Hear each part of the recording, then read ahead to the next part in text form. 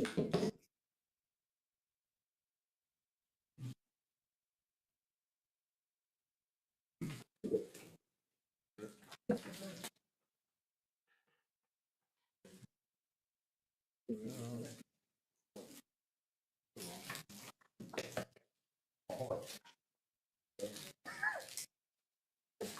the right. Go. It's not turning on. Use this one. Here. Yeah. I'm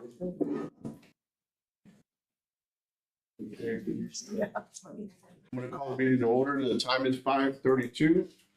So I'm going to establish a roll call, establish a quorum. I'm here. Adrian Peña, Debbie Guerra, Cody Reeves, and Lita Moore. We have a quorum. An announcement of this meeting of the Alice Independent School District has been duly called, and the notice of the meeting has been posted in accordance with Texas Open Meetings Act, Section 551.043 of the Texas Government Code. We'll stand for the pledge of allegiance and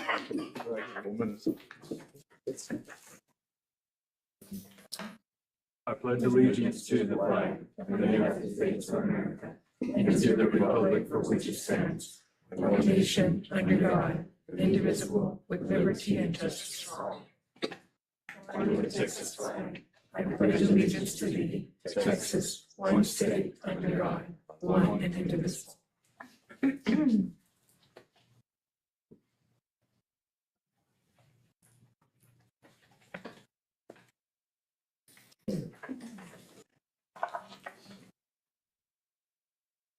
public comment. You check maybe some.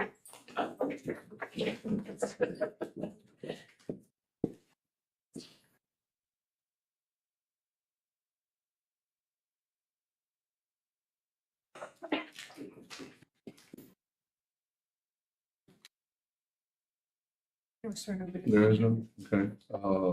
Public hearing 5.8. Dr. Turner. Good afternoon. Thank you for being here.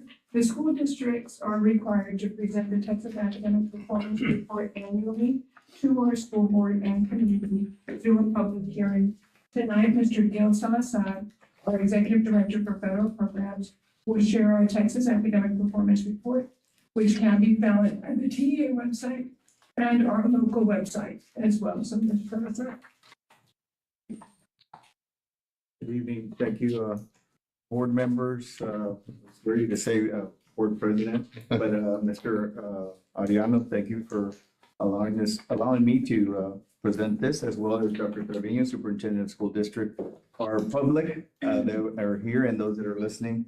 It gives me great pleasure to give the public hearing for the 24-25 Texas Academic Performance Report. Before we get started, I just do want to remind you, it is a requirement by statute, Texas Education Code 39306, which requires that each district board of trustees hold a public hearing to discuss the district's annual report. Commissioner rules as far as Texas Education Code 61.1022 indicates this hearing for public discussion or have a hearing within 90 days, and those are 90 school days, not including winter breaks. So we are having this in time. And the purpose of the meeting really is to give information not only to the public, but to you all as far as how to read the paper report and go through each one of those. So before I get started, I will go over the taper report and show you examples on reading the taper report. The presentation does also cover expected areas that need to be covered. So there will be 8 components. Those 8 components compose of the majority being from the 24-25 Texas Academic Performance Report, the PDF taper report, district, and I will be discussing campus because we do receive campus taper reports as well. Next, second component will be the PEAMS Financial Standard Report, review of that, district accreditation status, campus performance objectives, report on violent criminal incidents and campuses, where you can find that. Student performance, in post-secondary institutions, progress toward board adoption of House Bill 3 goals, which we have reviewed before as well, and the 24-25 taper glossary.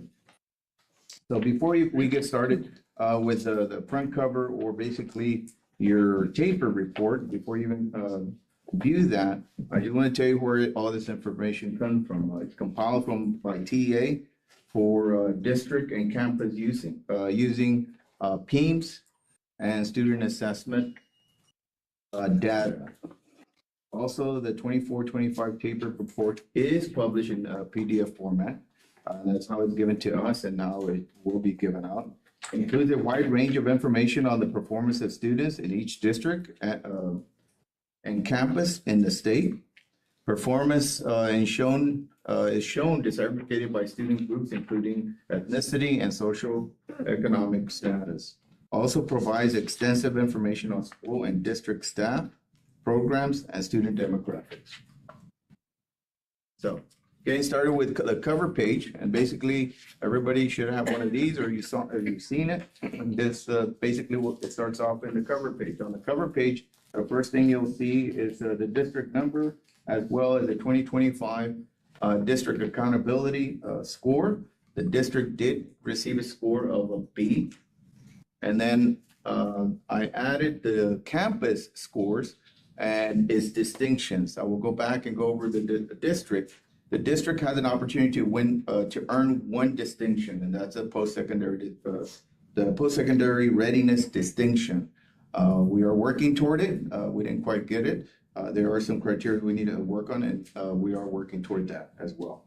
The campus distinctions are posted there in bold. Alice High School had a B, WAMS had a C, DuBose a B, Noonan C, Science B, Shallard B, and then in parentheses are the distinctions. The high school has an opportunity of 7 distinctions, and it earned 2 out of those 7. DuBose earned 3 out of 6. Science and Shallard both did a great job, earning 5 distinctions out of 6. So there is a little bit of difference. High school has 7, and the elementaries have 7 opportunities for distinction. Moving down further down on that cover page, special education determination status. And in there, you'll see the 2025 special education determination status, and it says needs assistance. What does that mean? A needs assistance rating for a district specifically refers to a special education determination status. This rating indicates that the district did not meet all requirements in its special education program, but did not reach high severity levels. That means there are minor things that we need to work on. We just submit that information to the state, and Dr. Mendieta and her team are making gains on making sure that that is met, and not a big problem. The next couple of pages from page 3, and if you want to turn to page 3, you'll find this. This will be the first area. On page 3 through 11, these are different pages that are being covered. And I will tell you the highlight before we look at these scores. I will tell you that the highlights and the gains and scores of grade level for the 20 will give you in pages 3 through 11. You'll find the state, regional, and district scores. And it will report in this area. It'll have each assessment, including SAT, ACT for accelerated testers, and all grades, all subjects, all grades by subject, by enrolled grade, 3rd graders through 8th graders, at the means grade level or above.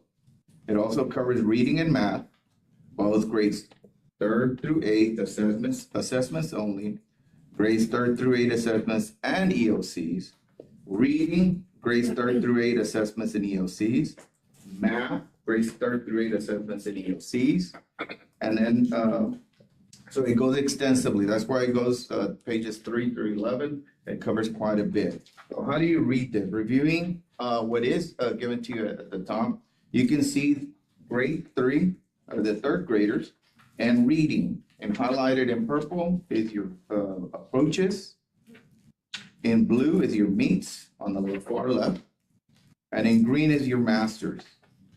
So there is a comparison, and this is where our teams all study this information that's given to them. I can guarantee you this is not studied just as it came out. This is the official results. These are studied as soon as they come out in the summer, the preliminary scores.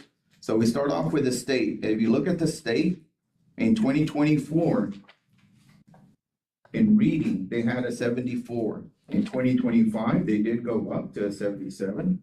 The region at approaches 74 to 78, and the district from 71 to 75.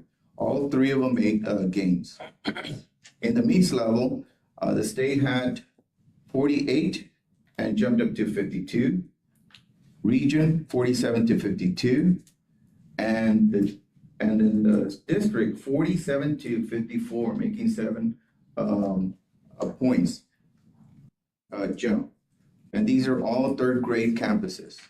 So then at the master's area, it was 21 at the state to 23 in 2025, 16 to 21 for the region, and then 18 to 31 for the district. In all three of these, you'll see that the district went up, and then the district also was above the state in the masters and the meets, and that's exactly where we want to be better than all the surrounding areas and districts around us and the state. Going further down in the math, is also impressive. All third grade students, the state was at 70% in 2024, and then they went up to a 71. The region 68 to a 70. The district from a 69 to a 72. Going into the meets, 42 to 46. Region 38 to 44. And the district 41 to 49, 8-point gains. In the masters, the state was at 15. In 2025, it jumped up to 19. Region 13 to 17. And then the district jumped from 12% masters to 19%. In all three areas, the district outdid the state once again. So again, those are the type of scores that you want to be seeing throughout your campuses. So this is a reflection of the entire district and the campuses. Each campus will have their own scores. This is as a team effort, and that's why we're all working toward that aim. And it looks like very positive news. Would you like to add anything, Matt? Oh, we're good, thank you. Moving on to page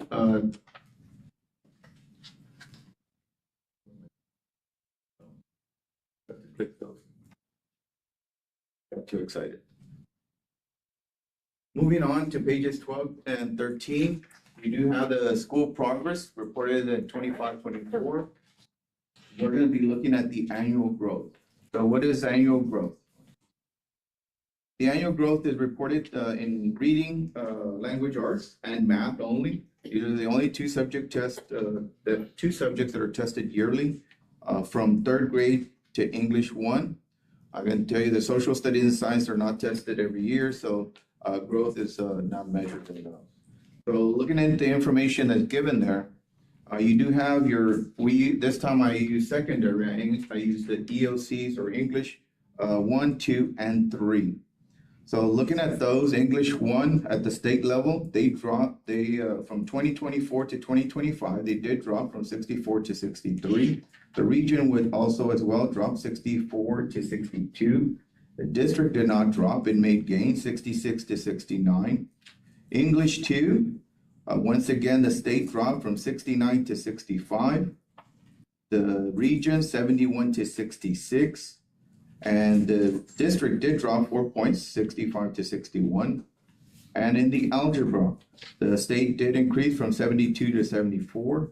Region as well, 70 to 74. And then the district did increase from 66 to 67. Of course, we're working on making growth and gains. Those are students going from one year to the next. Are they making gains? And that's what growth measure is. So the next component is accelerated learners. Accelerated learners measure the percentage of students who did not pass their STAR assessment in the previous year, but showed improvement to a higher performance level in the current year. So looking at those as well, the state, they went from 20, English 1, excuse me, at the state level, they went from 20 to 23 in 2025, and the region 23 to 26. The district went from 22 to 30 in English 2. The state 29 to 29 stays stagnant. The region dropped from 33 to 31. The district as well stayed stable, 25 to 25. So, and in algebra, the state dipped down from 55 to 54. The region as well, 57 to 57 to 56. And then the district is the only one to make gains in this from 47 to 52. 5-point gains while everybody was losing. So again, making progress and making sure that our students are learning. Those that didn't pass the previous year, they passed on the test. So they did a really good job of taking care of those. Moving on to the bilingual. Yes. Bilingual education, the students and the ESL students. You can see the different scores in the comparison to each one of those. That's page 14. Page 14, yes, ma'am. And as far as how the state did, 75 to 75. District went from 67 and made an increase to 70. As well as in the meets, you have, I skipped the region, 73 to 74. In the meets area, 48 at the state level to 50, 45 to 47 at the region. And then the district as well had gains from 38 to 41. And then the masters, they went from 20 to 21 at the state level, 16 to 18 at the region, and the district making gains from 12 to 14. Again, these are gains that we want to make. And again, these are all grades, all students, and how well they did. Now, I will tell you that the district right now has 157 ESL students, and then 114 emergent bilingual students. Continuing with the STAR participation. The state does measure you as far as accountability for the STAR participation. They want to make sure that all your students are showing up and testing, and they do look at this because they want to make sure that you're not covering up some students and you send them home and they don't test. So practice that was done in the past. So they want to make sure they see how many students are participating and showing up for that exam. So the state does have a 99% of participation, as well as a region, as well as a district. So you can see the numbers there. We are making sure that our students are showing up to tests. We're not covering up any students or sending them home. The next one will be the attendance, dropout, and graduation. And on this one, I will tell you as far as the attendance, probably the biggest thing that you can see, and I'll go over the state, the average for the state as a district is 93.3. And it did increase by 0.3 the following year, 93.6. Region 92.1 to 92.4. And the district, not quite there, but making big gains from 89.4 to 91.1. So making gains and our grounds on that. The annual dropout, of course, we want that number to be extremely small. The state is 1.9.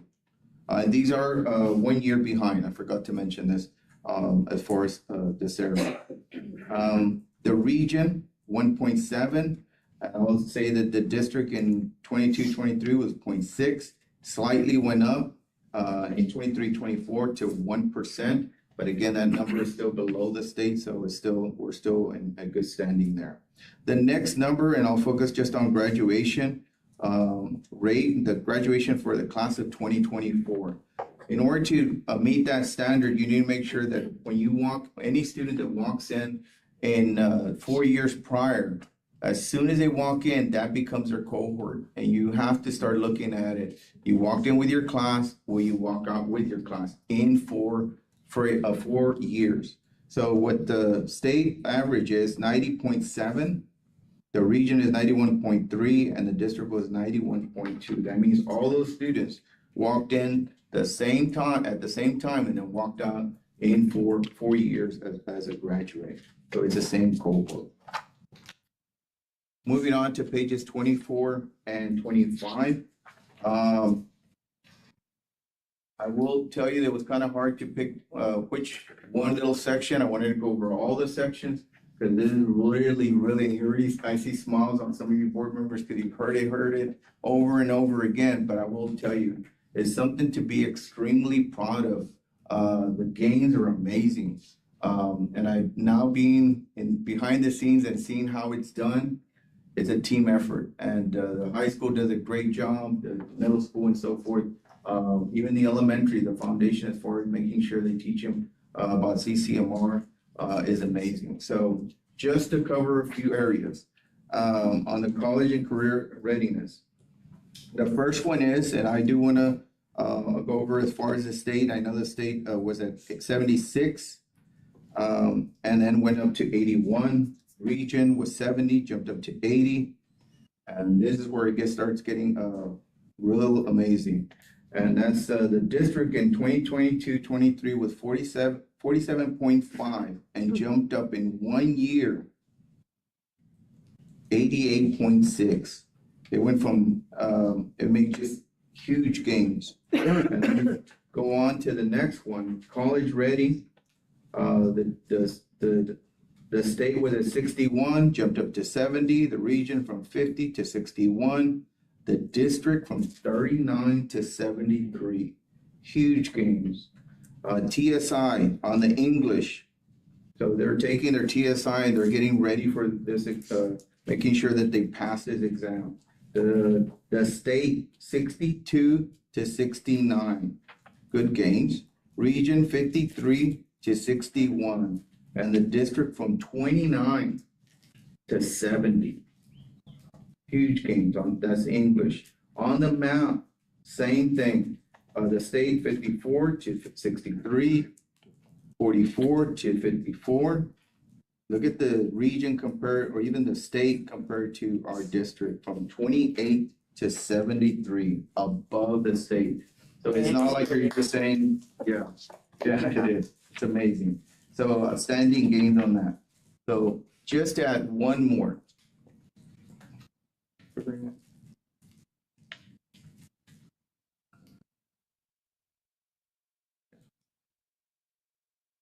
we go. Again, on pages 24 through 25,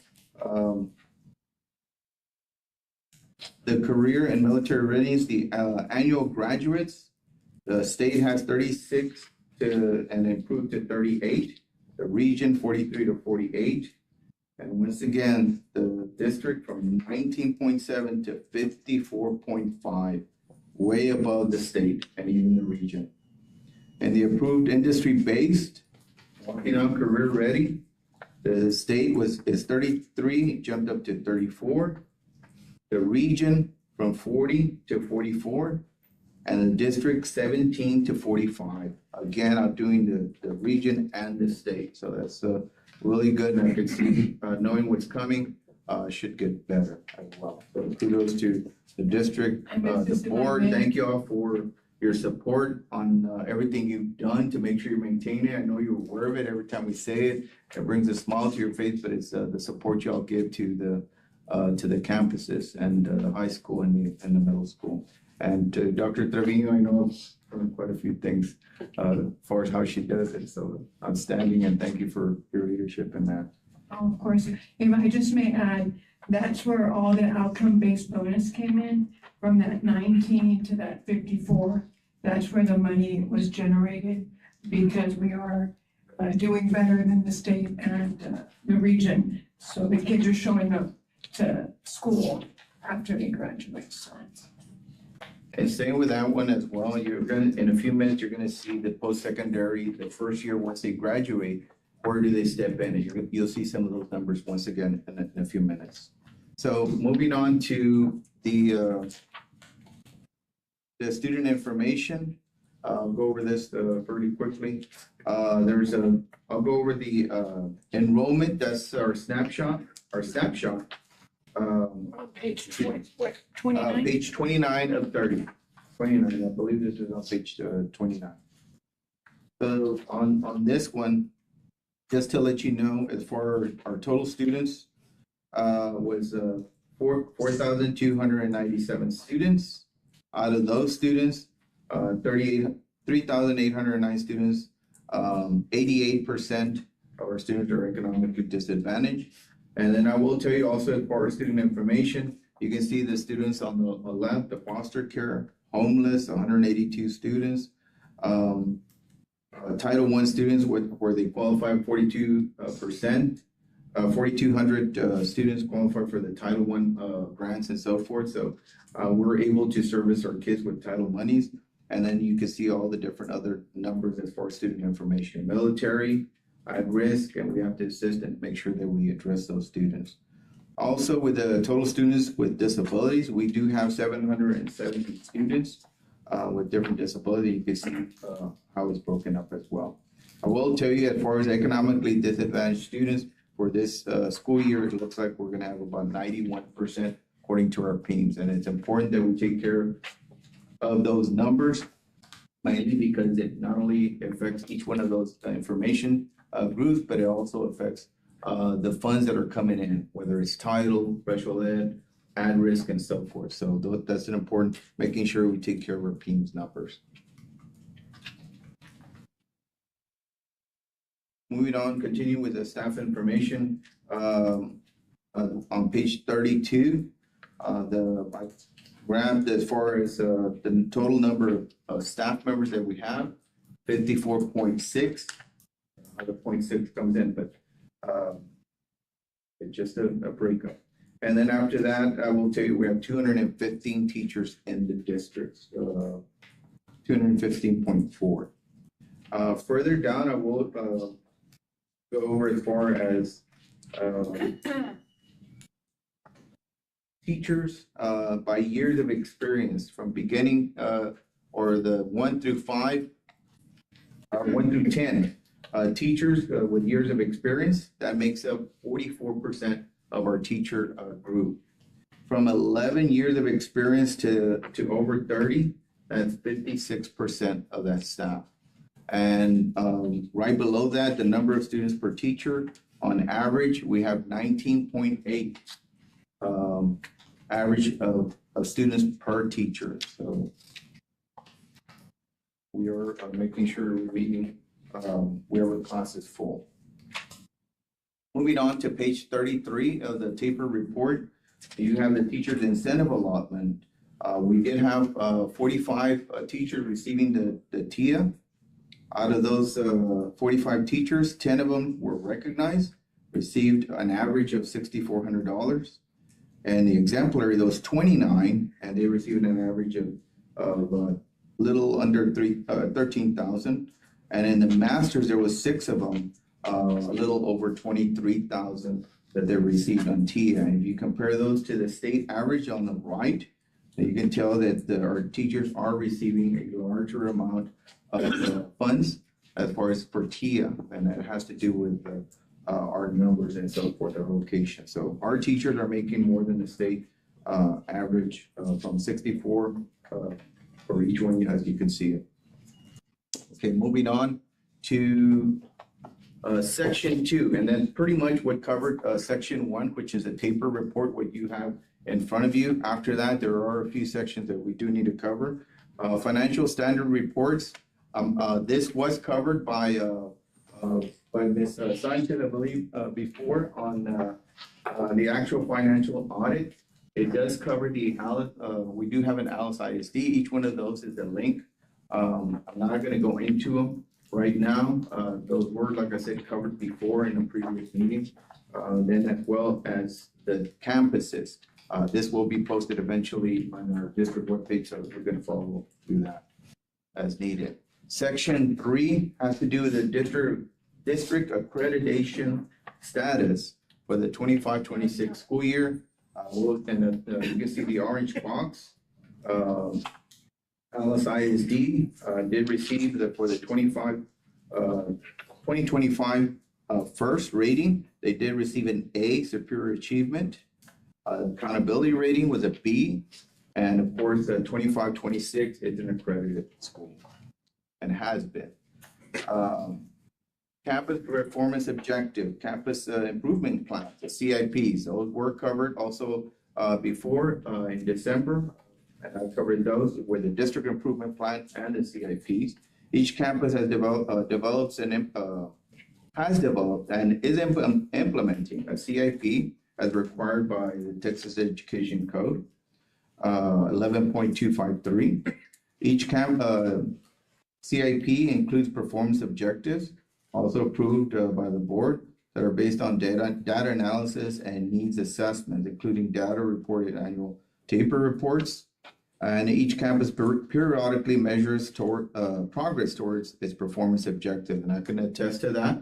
We do have principals meetings and they're expected, and even before that, throughout every month, I can tell you that they're making sure that they look at their information. Update CIPs for the 24-25 school year. Basically mentioned when I came to the board, the DIP and the CIPs are live documents, so those have to be changing. That's why you look at data constantly. It will go along. Sorry, I didn't post those. So both the objectives of each campus and each campus progress toward meeting those objectives included again in the district's annual report. And section 5, report of violent or criminal incidents. This one is section 39.306, requires that each district to publish its annual report, a report on violent or criminal incidents that occur at each campus.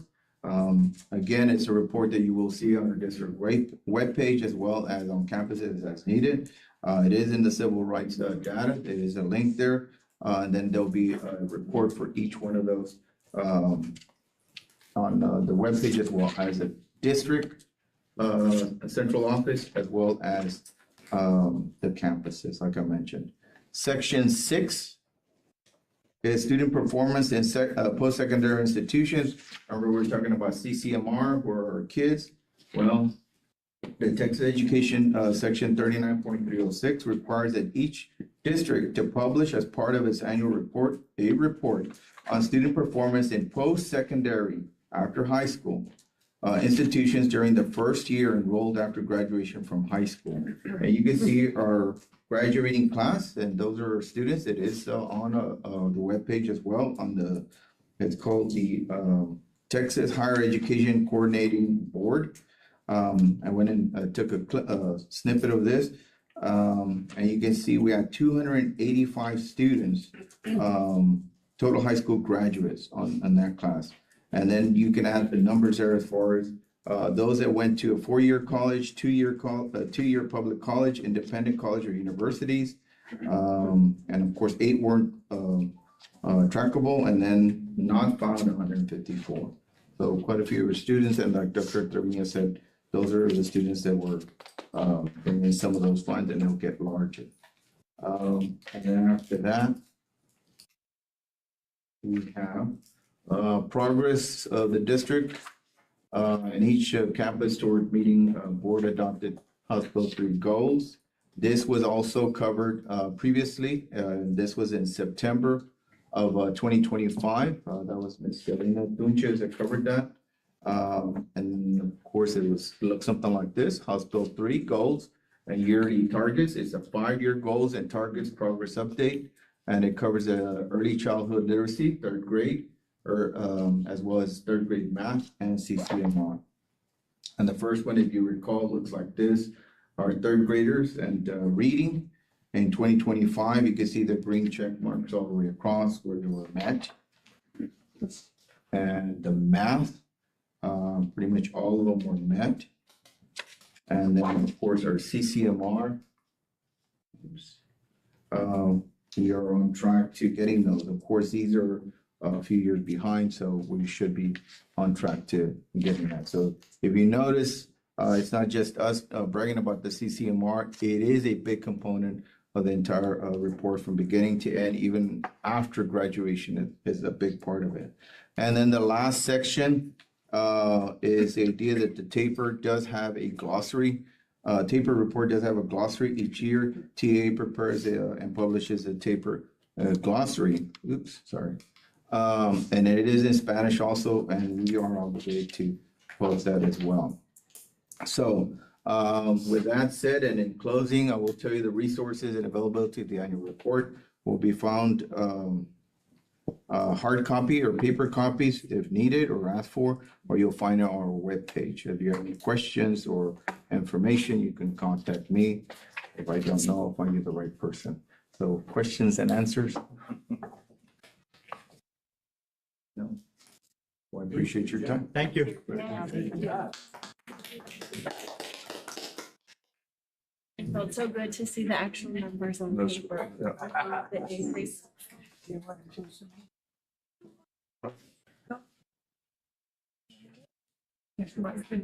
Oh, okay, so Chairman's mic did not work, and I apologize for being late. I was in Teamsville at an appointment for my son. The time is now 6:08, and this meeting is adjourned. Thank you. I